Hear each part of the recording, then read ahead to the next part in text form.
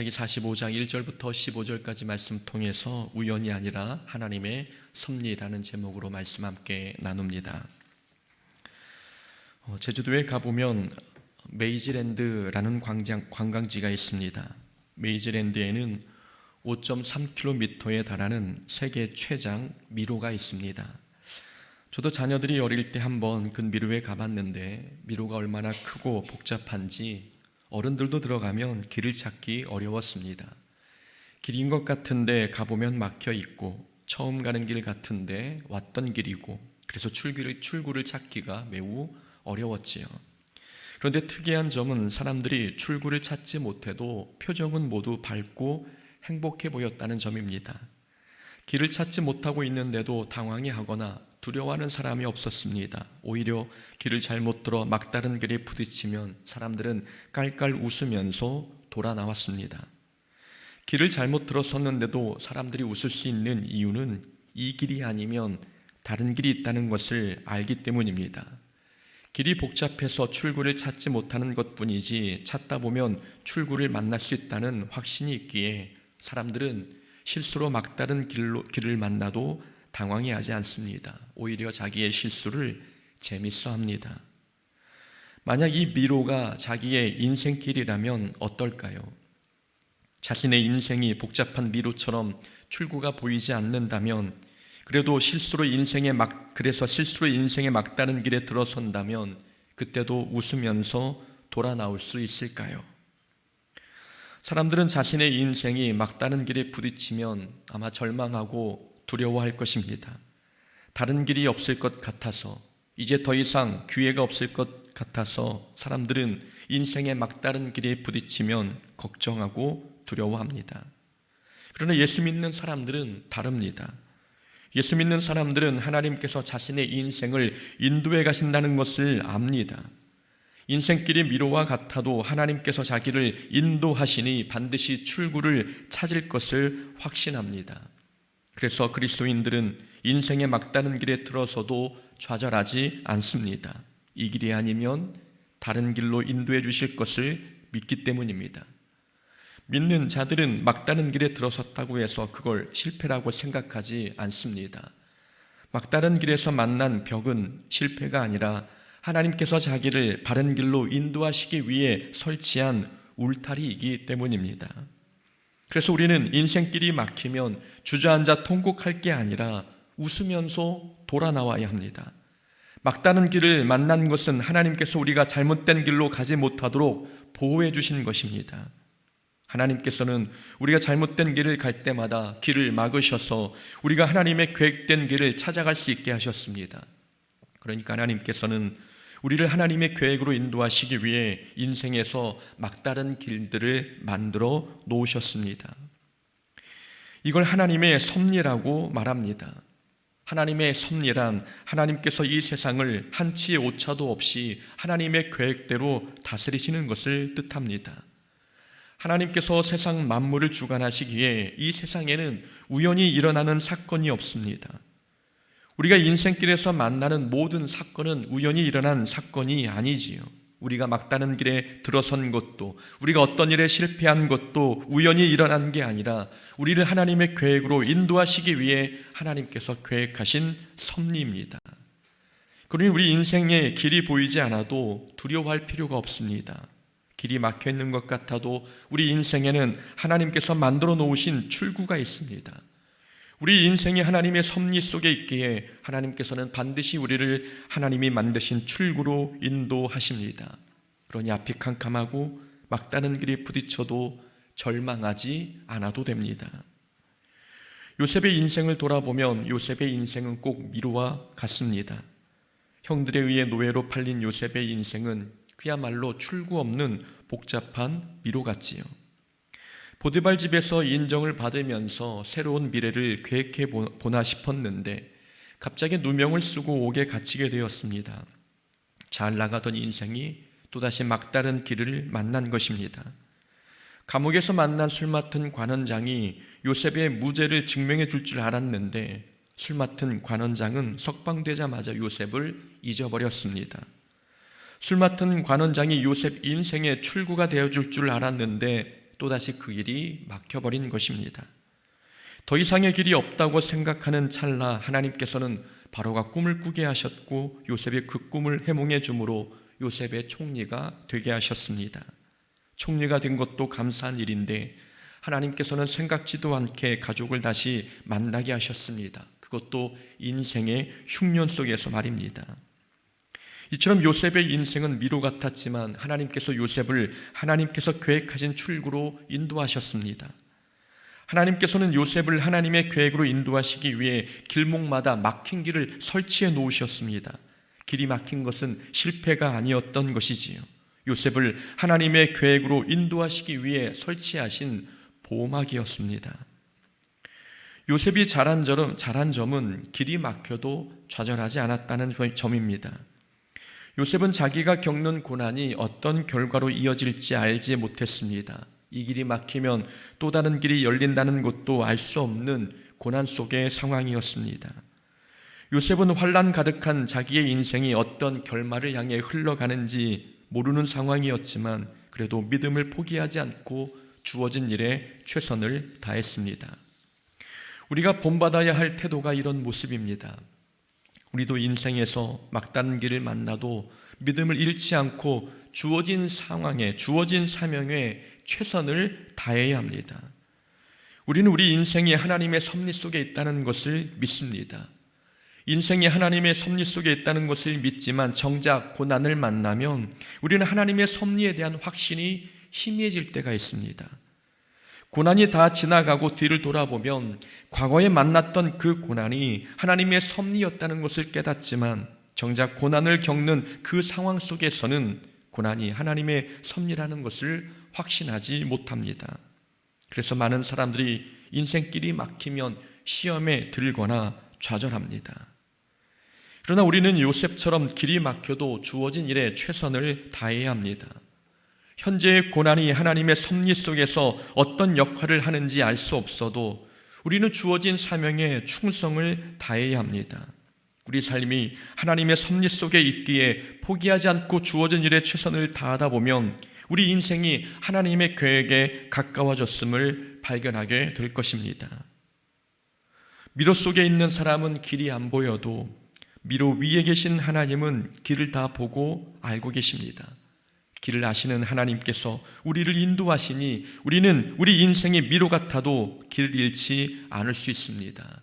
하나님의 섭리는 실패하는 법이 없습니다. 그러니 고난이 지나간 후에 그때서야 이 모든 것이 하나님의 섭리였구나라고 깨닫지 말고 고난을 겪는 그 순간 속에서도 자신이 하나님의 섭리 속에 있음을 깨달아야 합니다. 그래야 믿음을 잃지 않고 주어진 상황에 최선을 다할 수 있습니다. 그렇다면 자기의 인생이 하나님의 섭리 속에 있다는 것을 믿는 사람은 삶에 어떤 특징이 있을까요? 오늘 본문 속 요셉을 통해 한번 알아보겠습니다. 오늘 본문에 보니 요셉이 형들에게 자기의 정체를 밝히는 장면이 나옵니다. 요셉은 형들이 요셉을 팔았다는 사실로 인해 두려워할까 봐 형들을 위로하고 있습니다. 자신들이 나를 이곳에 팔았다고 해서 근심하지 마소서, 한탄하지 마소서. 하나님의 생명을 구원하시려고 나를 당신들보다 먼저 보내셨나이다. 근심하지 마소서, 한탄하지 마소서. 이렇게 요셉은 형들이 죄책감에서 벗어날 수 있도록 위로하고 있다는 것을 우리에게 보여줍니다. 우리는 자기의 인생이 하나님의 섭리 속에 있다는 것을 믿을 때 나타나는 첫 번째 특징을 발견하게 됩니다. 바로 자기의 인생이 하나님의 섭리 속에 있다는 것을 믿는 사람은 사람을 미워하지 않습니다. 하나님의 섭리를 깨달은 사람은 사람을 미워하지 않습니다. 요셉은 형들이 자기를 노예로 팔았어도 형들을 위로하는 모습을 보여주었습니다. 어떻게 보면 형들은 요셉을 극심한 고난으로 내몰았기에 요셉에게는 형들이 철천지 원수 같을 텐데 요셉은 형들이 밉지 않은지 오히려 형들을 안심시켰습니다. 형들을 미워하지 않을 수 있었던 이유는 요셉은 자기의 인생이 하나님의 섭리 속에 있었음을 알았기 때문입니다. 형들이 자기를 노예로 팔았지만 자기는 팔린 인생이 아니라 하나님께서 애굽으로 인도하신 인생이었습니다.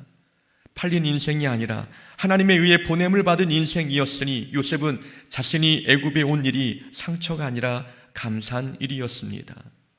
과거의 일이 감사한 일이 되었는데 형들이 미웠겠습니까? 이렇게 하나님의 계획을 알면 사람이 밉지 않습니다. 우리도 인생길에서 우리를 힘들게 하는 사람들을 만날 때가 있습니다. 저 사람을 만나지 않았다면 내 인생이 편했겠다고 생각되는 사람들이 있습니다. 그러나 기억해야 할 것은 사람은 우리를 향한 하나님의 계획을 방해하지 못한다는 사실입니다. 사람에게는 그럴 만한 능력이 없습니다. 만약 어떤 사람이 생각하기를 저 사람 때문에 내 인생이 힘든 길을 접어들었다고 생각한다면 그건 잘못된 생각입니다. 상대방 때문에 내가 원치 않는 길로 들어선 것이 아닙니다. 그 사람에게는 그렇게 할 만한 능력이 없습니다. 모든 사건과 상황은 하나님의 섭리 속에 있는 것입니다. 저 사람 때문에 내 인생이 힘든 길로 들어선 게 아니라 하나님께서 나를 하나님의 계획으로 인도하시기 위해 잠깐의 고난을 만나게 하신 것입니다. 고난 자체도 하나님의 섭리 속에 있었던 것이지 다른 누군가의 방해로 내가 고난을 만난 게 아닙니다. 사람 때문에 자신이 고생했다고 생각하니 그 사람이 미운 것입니다. 그러나 자기를 향한 하나님의 계획을 깨달으면 사람이 밉지 않습니다. 다윗은 자신을 고생길로 내몰았던 사울 왕을 미워하지 않았습니다. 돌아보면 사울 왕 덕분에 다윗의 영성이 더 깊어졌고 믿음이 성장했습니다. 그 또한 하나님의 섭리였음을 깨달으니 사람이 밉지 않았습니다. 또한 다윗은 자기를 비난했던 시므이를 미워하지 않았습니다. 아들 압살롬의 반역으로 다윗이 피난길에 올랐을 때 시므이는 다윗을 저주했습니다. 다윗을 따르는 다른 사람들은 시므이를 죽이려 했지만 다윗은 시므이에게 관용을 베풀었습니다. 다윗은 시므이의 저주 또한 하나님께서 자기를 깨닫게 하시려고 주신 말씀으로 여겼던 것입니다. 사람의 비난을 하나님의 말씀으로 바꾸어 들었던 거지요. 사람의 비난마저 하나님의 섭리에 의한 것으로 믿으니 다윗은 자기를 비난하는 사람도 밉지 않았습니다. 예수님께서도 자신을 배신한 베드로와 은 30에 팔아버린 유다 그리고 십자가에 못 박은 유대인들을 미워하지 않으셨습니다. 모든 핍박과 배신이 십자가 사명을 이루는 과정 중의 일부임을 아셨기 때문입니다. 예수님이 겪는 모든 고난은 이미 구약에서 예언된 고난들이었습니다. 하나님의 섭리와 계획 속에 있는 고난들이었기에 예수님께서도 자신을 핍박하는 자들을 미워하지 않으셨습니다. 이렇게 하나님께서는 사람을 통해 일하실 때가 많습니다. 사람의 방해, 사람들의 핍박, 사람들이 주는 고통, 하나님께서는 이런 것들을 통해 우리를 하나님의 계획으로 인도하실 때가 많습니다. 우리를 힘들게 하는 사람이 없었다면 우리는 믿음 성장이 어려웠을 것입니다. 가시같이 우리를 찌르는 사람이 없었다면 우리는 잘못된 길에서 돌아서지 못했을 것입니다. 우리 생각에 주변 사람이 우리를 실패하게 만들고 저 사람이 우리를 힘들게 한 것 같지만 모든 고난은 하나님의 섭리 속에 있었습니다. 그러니 힘들게 하는 사람이 보였어도 그 사람을 미워하지 않을 수 있는 것입니다. 하나님의 섭리를 깨달은 사람은 사람이 밉지 않습니다. 두 번째로 하나님의 섭리를 아는 사람은 과거에 대한 해석이 달라집니다. 다윗은 본문에서 자신의 과거를 이렇게 해석했습니다. 5절 말씀이지요. 하나님이 생명을 구원하시려고 나를 당신들보다 먼저 보내셨나이다. 요셉은 자신이 과거에 어떤 일을 겪었는지 잊지 않고 있었습니다. 형들에게 노예로 팔린 사건을 요셉이 어떻게 잊을 수 있었겠습니까? 그러나 요셉은 형들 앞에서 고백하기를 하나님께서 생명을 구원하시기 위해 자기를 형들보다 먼저 보내셨다고 고백했습니다. 과거의 사건을 새롭게 받아들이고 새롭게 해석한 것입니다. 하나님의 섭리를 깨달은 사람은 이렇게 자기의 과거를 믿음으로 재해석합니다. 사람은 과거를 바꿀 수 없습니다. 한번 일어난 사건은 없던 일로 할 수 있는 것도 아닙니다. 사람은 과거는 바꿀 수 없지만 과거에 대한 해석은 우리가 바꿀 수 있습니다. 요셉은 자신이 노예로 팔린 사건을 없던 일로 할 수는 없었지만 자신은 팔린 게 아니라 하나님에 의해 보냄을 받은 것으로 과거를 재해석할 수는 있었습니다. 과거를 새롭게 해석하니 과거 일이 상처가 되지 않았습니다. 사람들이 과거의 상처에 묶여 있는 이유가 있습니다. 과거 사건을 잘못 해석하기 때문입니다. 과거의 사건이 우리를 힘들게 하는 게 아니라 과거 사건에 대한 잘못된 해석이 우리를 아프게 하는 것입니다. 만일 요셉이 과거를 회상할 때마다 형들이 자신을 팔았다고 생각한다면 형들을 용서할 수 있었겠습니까? 자기 인생을 행복하게 살 수 있었겠습니까? 요셉이 비극적인 사건을 겪었어도 상처에 묶여있지 않을 수 있었던 이유는 과거의 사건을 믿음으로 재해석했기 때문입니다. 애굽에 팔린 사건을 하나님께서 보내신 사건으로 해석하니 과거 아픔에서 벗어날 수 있었던 것입니다. 신명기 8장에 보면 모세가 이스라엘 백성의 출애굽 여정을 믿음으로 재해석한 내용이 나옵니다. 모세는 하나님께서 이스라엘 백성을 광야로 인도하신 이유는 믿음을 훈련하기 위함이라고 해석했습니다. 겸손하게 하시려고, 그리고 말씀에 순종하는 법을 가르치시려고, 또한 마음을 훈련하시려고 자기들을 광야로 인도하셨다고 고백했습니다. 광야 40년을 고통의 시간이 아니라 훈련의 시간으로 해석한 것입니다. 과거를 재해석하니 광야 40년은 불평의 시간이 아니라 감사의 시간이었던 것이지요.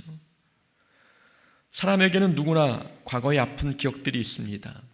실패했던 일, 사람 때문에 상처받았던 일, 교회 때문에, 그리고 목사 때문에, 또 다른 누군가 때문에 가슴 아팠던 일, 누구나 이런 아픈 기억들이 있습니다. 그러나 과거에 아팠던 사건이 지금까지 아픔으로 기억되고 있다면 우리는 과거를 믿음으로 해석하지 않은 것입니다. 과거에 부정적인 사건이 있다면 우리는 그것을 믿음으로 해석할 수 있어야 합니다. 이 믿음이라는 것은 하나님의 능력을 담는 지갑과 같은 것입니다. 그래서 믿음에는 힘이 있고 역사를 일으키는 능력이 있습니다. 그런 믿음이 있는 우리라고 한다면 우리는 과거를 새롭게 재해석해야 합니다. 믿음이 과거 자체를 바꿀 수는 없어도 과거에 대한 마음가짐, 과거를 바라보는 시각, 과거에 대한 해석은 우리가 바꿀 수 있습니다. 과거를 새롭게 해석만 해도 우리는 과거를 대하는 감정이 달라지고 시각이 달라집니다. 마치 과거가 바뀐 것 같은 느낌을 갖게 되는 것입니다. 우리는 이 땅에서 하나님의 일을 감당해야 하는 일꾼들입니다. 거룩한 사명을 받은 우리가 아직도 과거 사건에 묶여 상처에서 벗어나지 못하고 있다면 어찌 사명을 감당할 수 있겠습니까? 과거의 상처에서 벗어나지 못하면 우리는 과거와 비슷한 상황에 놓이면, 또는 과거와 비슷한 사람을 만나게 되면 그 순간 또다시 무너지게 됩니다. 그러니 아직 우리를 아프게 하는 과거가 있다면 지금 이 순간 믿음으로 그 과거를 재해석해야 합니다. 그 고난마저, 나를 힘들게 했던 그 사람마저 하나님의 섭리 속에 들어있었다는 것을 우리는 믿음으로 깨닫고 과거를 재해석해야 합니다. 우리의 모든 과거가, 우리의 모든 고통이 하나님의 섭리 속에 있었음을 우리가 확신할 수 있다면 우리의 과거는 분명 달라질 것입니다. 과거를 재해석함으로 우리는 과거 때문에 아파할 게 아니라 이제는 주어진 오늘의 사명을 위해 충성을 다할 수 있게 되는 것입니다. 그런 하나님의 자녀 될 수 있기를 주의 이름으로 축원합니다.